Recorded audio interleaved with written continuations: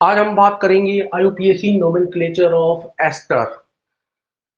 सबसे पहले हम देखते हैं structure of functional group. Structure of functional group जो कि इस तरह से रिप्रेजेंट की जाएगी COOR। Secondary suffix for functional group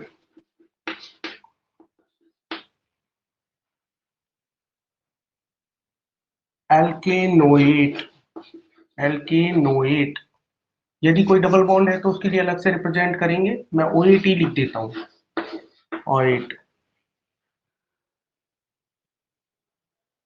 अब हम बात करेंगे कि एस्टर का नोमेनक्लेचर करते समय हमें क्या क्या ध्यान रखना है। तो सबसे पहली इंपॉर्टेंट चीज ये है कि एस्टर में एक एल्किल ग्रुप जो जुड़ा हुआ होगा वो ऑक्सीजन से जुड़ा हुआ होगा और दूसरा एल्किल ग्रुप जो जुड़ा हुआ होगा वो CO ग्रुप से जुड़ा हुआ होगा। अब देखिए इसमें थंब रूल जो है नोमेनक्लेचर के लिए वो ये है कि ऑक्सीजन से जुड़े हुए एल्किल समूह जो है उसको हम इंडिकेट करेंगे स्मॉल एल्किल ग्रुप की तरह और उसे प्रीफिक्स के रूप में रिप्रेजेंट किया जाएगा। प्रीफिक्स के रूप में उसे रिप्रेजेंट किया जाएगा। फॉर एग्जांपल जैसे यहां कोई एस्टर लिखा हुआ है CH3CO OCH3।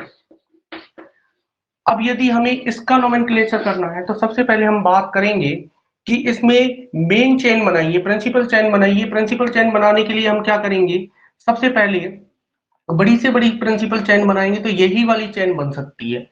और ये ऑक्सीजन से जुड़ा हुआ ग्रुप जो है वो एल्किल सब्स्टिट्यूएंट माना जाएगा, यानी कि 2 कार्बन की चेन बनी तो हम इसे क्या कहेंगे, इथेनोएट। क्या कहेंगे, इथेनोएट। और उसके बाद हम कहेंगे कि ऑक्सीजन पर एल्किल ग्रुप जुड़ा हुआ है इसलिए इसे क्या कहेंगे हम, मिथाइल इथेनोएट। क्या कहेंगे, मिथाइल इथेनोएट।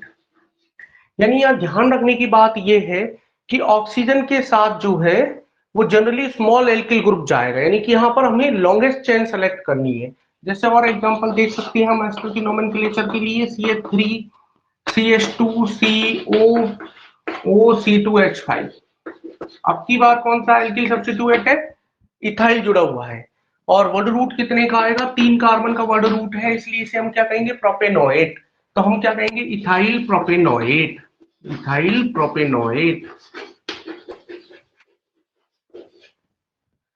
इसे हम क्या कहेंगे, इथाइल प्रोपेनोएट। और एग्जांपल देख लेते हैं, जैसे कि वैरायटी देख लेते हैं थोड़ी बहुत कि यदि कोई डबल बॉन्ड और ट्रिपल बॉन्ड कंपाउंड में आ जाए तो फिर नोमेनक्लेचर कैसे करेंगे। ये लो, यहां पर डबल बॉन्ड लगा दिया, यहां पर कोई मिथाइल ग्रुप लगा हुआ है। अब नोमेनक्लेचर करना है तो वही वर्ड रूट कितने का होगा, 3 का होगा, 1 2 3। इस तरह से वर्ड रूट 3 का होगा। और ऑक्सीजन पर कौन सा एल्किल ग्रुप जुड़ा हुआ है, मिथाइल जुड़ा हुआ है। तो सबसे पहले हम क्या करेंगे, नोमेनक्लेचर लिख लेते हैं, methyl prop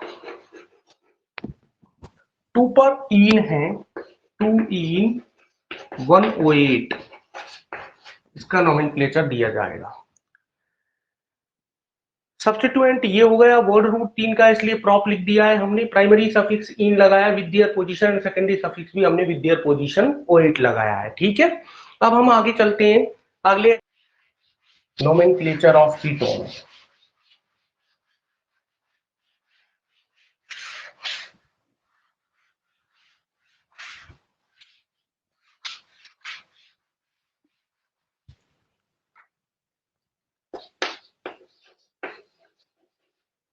structure of functional group क्या लिखी जाएगी,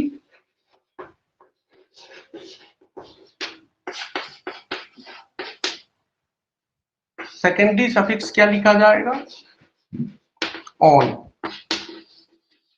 सेकेंडरी सफिक्स क्या लिखा जाएगा, ऑन लिखा जाएगा। अब हम एग्जांपल देखते हैं। सबसे इनिशियल जो मेंबर होगा इस सीरीज का वो होगा एसीटोन, CH3COCH3। वर्ड रूट कितने कार्बन का बनेगा, 3 कार्बन का बनेगा। ये ध्यान रखने की बात है कि CO ग्रुप हमेशा बीच में ही आता है, कभी भी कॉर्नर पर नहीं आता है। 1 2 3 3 की सीरीज है तो हम क्या लिखेंगे, प्रोपेन टू ऑन। साथ में इसका जनरल नेम भी याद रखेंगे, उससे भी कभी कभी क्वेश्चन पूछ लिए जाते हैं, एसीटोन। ठीक है, अब हम एग्जांपल्स देख लेते हैं। जैसे कि हमने ये एग्जांपल बना दिया है, इस तरह से एग्जांपल बना दिया है। अब हम बात करते हैं कि यहां पर कौन सा ग्रुप जुड़ा हुआ है। डबल बॉन्ड लगा दिया यहाँ पर हमने मिथाइल लगा दिया, यहाँ पर हमने ब्रोमो लगा दिया। अब नोमेनक्लेचर के लिए कहा गया है तो सबसे पहले लंबी से लंबी चेन बनाएंगे, 2 3 4 5। 5 कार्बन की चेन है तो क्या लिखेंगे, पेंट। प्राइमरी सफिक्स 3 पर डबल बॉन्ड है तो पेंट 3 इन और 2 पर ऑन है। अब जितने भी सब्स्टिट्यूएंट है उन्हें अल्फाबेटिकली ऑर्डर में अरेंज कर देंगे हम। 4 पर क्या है, ब्रोमो, और 3 पर क्या है, मिथाइल। तो हम क्या लिखेंगे, 4 bromo 3 methyl, pent 3 en 2 one. अब थोड़ा सा हम आगे चलते हैं और अब हम करते हैं nomenclature of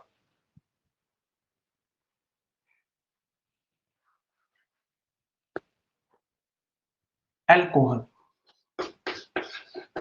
nomenclature of alcohol, structure होगी OH, सेकेंडरी सफिक्स लगाया जाएगा ऑल। सेकेंडरी सफिक्स क्या लगाया जाएगा, ऑल लगाया जाएगा। सबसे सिंपल एग्जांपल लेते हैं, CH3OH, सब जानते हैं मीथेनॉल है। मीथेनॉल 1 कार्बन की चेन है और सेकेंडरी सफिक्स कौन सा लगाएंगे, OL लगाएंगे। कौन सा लगाएंगे, OL लगाया, इसलिए क्या बन गया, मीथेनॉल बन गया। ये ध्यान रखने की बात है कि मीथेनॉल का कुछ जनरल नेम है, जैसे इसे वुड एल्कोहल भी कहते हैं, इसे वुड एल्कोहल भी कहते हैं, ये भी ध्यान रखेंगे।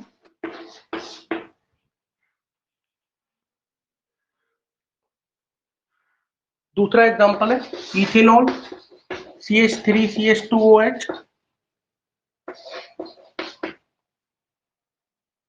इसे इथेनॉल कहते हैं। और भी एग्जांपल हम बना सकते हैं, जैसे ये इस तरह से वैरायटी बना सकते हैं, ये बना दिया, यहाँ OH लगा दिया, यहाँ CH3 लगा दिया, यहाँ डबल बॉन्ड लगा दिया, यहाँ कोई क्लोरो ग्रुप लगा दिया, यहाँ कोई मिथाइल ग्रुप लगा दिया। लॉन्गेस्ट चेन का सिलेक्शन करेंगे, 1 2 3 4 5। 5 कार्बन की चेन है इसलिए हम क्या लिखेंगे, पेंट लिखेंगे। 3 पर कौन सा ग्रुप जुड़ा हुआ है, मिथाइल है, केवल एक सब्स्टिट्यूएंट है, और दूसरा जो है वो 4 पर क्लोरो है तो क्या लिखेंगे, 4 क्लोरो 3 मिथाइल, पेंट 3 2 ऑल।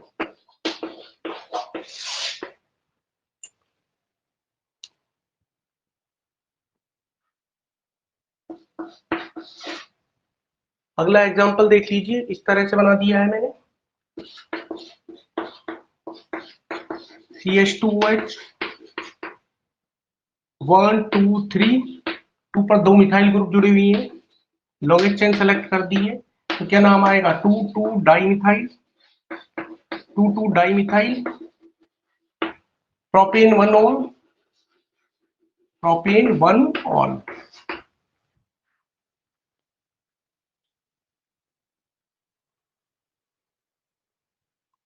इसे नियोपेंटिल अल्कोहल भी कहते हैं, इसे नियोपेंटिल अल्कोहल भी कहते हैं, ये नाम भी हम ध्यान रखेंगे।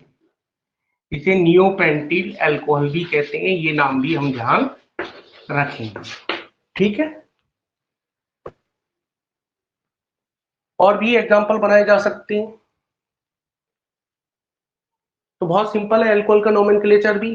क्या ध्यान रखना है, हमें सेकेंडरी सफिक्स ऑल लगाना है, बाकी सारे थंब रूल्स जो हैं वो जो IUPAC में चल रहे हैं, जनरल IUPAC में वही की वही रूल्स है। अब हम आगे चलते हैं, nomenclature, IUPAC nomenclature of amines. IUPAC nomenclature of amines.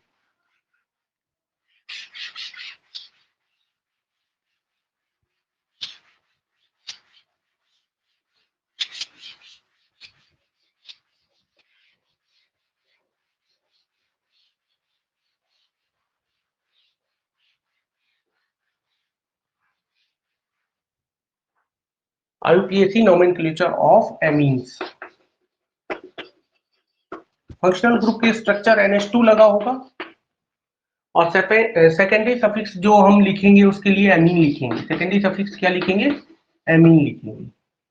बहुत सिंपल है एग्जांपल, CH3NH2 1 कार्बन की चेन है, इसलिए हम क्या कहेंगे? Methane amine. क्या कहेंगे? मीथेन एमीन कहेंगे।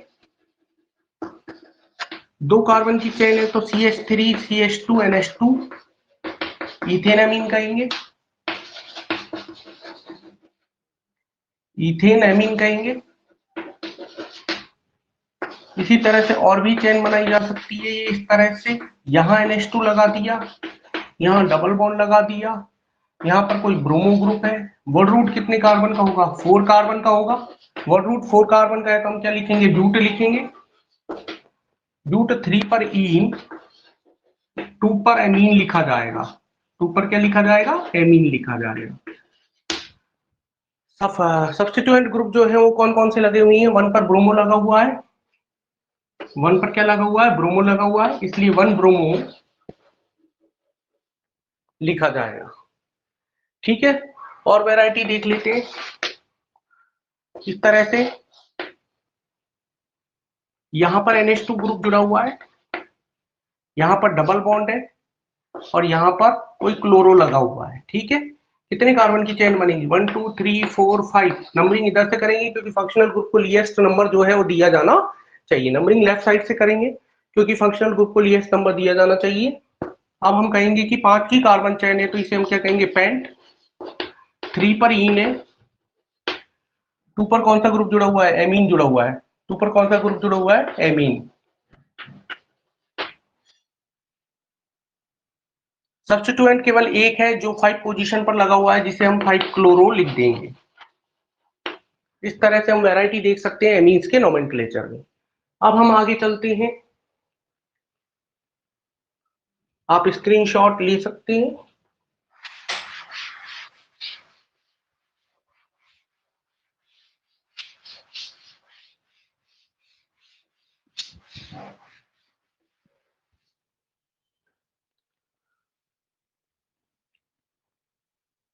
Nomenclature of ether. Nomenclature of ether. Nomenclature of ether में हम बात करें तो देखिए, structure of functional group bivalent functional group होगा। बाइवेलेंट फंक्शनल ग्रुप होगा यानी कि ऑक्सीजन प्रेजेंट होगा।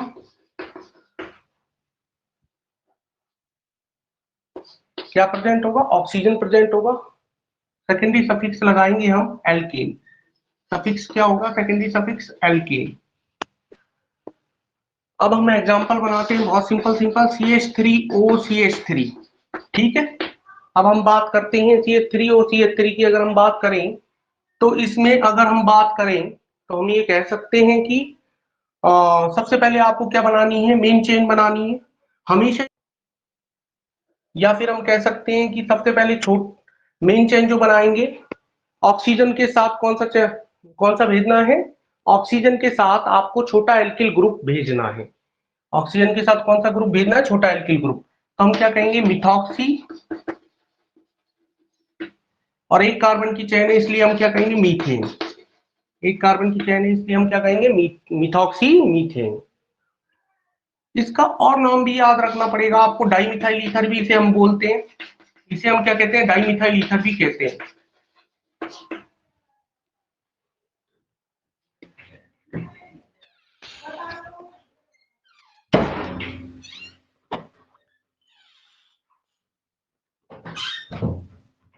अब हम आगे चलते हैं, इसमें वैरायटी देख सकते हैं हम। यहां पर अगर हम कहें तो यहां पर भी 2 कार्बन की ही चेन लगी हुई है दोनों साइड ऑक्सीजन के, CH2 CH3। और कोई सा भी एल्किल ग्रुप भेज दीजिए, एक ही बात है। यहां पर हम क्या नाम देंगे? Ethoxy ethane. क्या नाम देंगे? Ethoxy ethane. कितने की कार्बन चेन है? 1 2, इसलिए इथेन लिखा है वर्ड रूट। और ये हम पहले पहले जो लेक्चर है उसमें डिस्कस कर चुके हैं कि मिथॉक्सी और इथॉक्सी जो है वो सब्स्टिट्यूएंट ग्रुप ही होते हैं और इन्हें वर्ड रूट से पहले लिखा जाता है। तो मैंने भी वर्ड रूट से पहले ही लिखा है।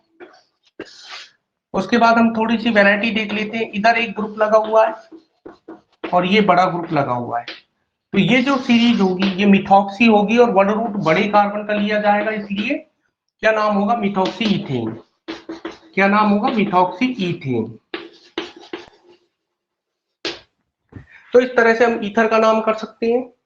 बहुत सिंपल सिंपल ईथर के नोमेनक्लेचर है।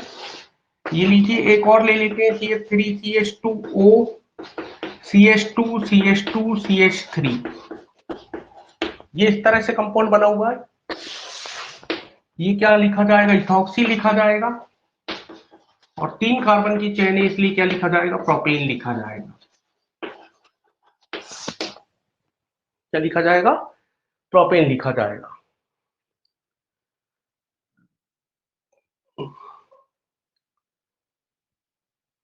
तो ये था ईथर का नोमेनक्लेचर। अब हम पढ़ेंगे थायोल का nomenclature. Nomenclature of functional group thiol. कुछ नहीं है, OH अल्कोहल को कहते हैं, ऑक्सीजन की जगह उसी ग्रुप का दूसरा एलिमेंट ले लिया गया है, सल्फर। अब उसका नाम क्या हो जाएगा, थायोल हो जाएगा। उसका नाम क्या हो जाएगा, थायोल हो जाएगा। तो नोमेनक्लेचर ऑफ थायोल।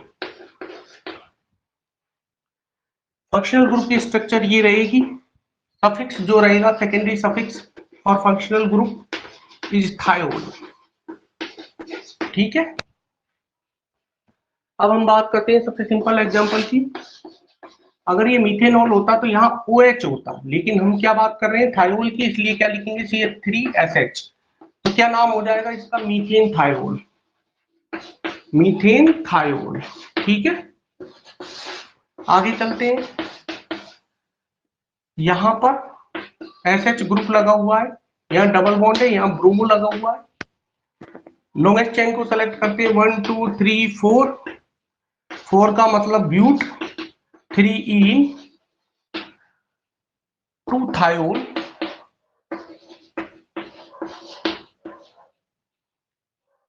और 3 पर कौन सा ग्रुप जुड़ा हुआ है, ब्रोमो जुड़ा हुआ है। 3 पर कौन सा ग्रुप जुड़ा हुआ है, ब्रोमो। 3 ब्रोमो। वर्ड रूट कितने का, 4 कार्बन का, इसलिए हमने ब्यूट लिख दिया है।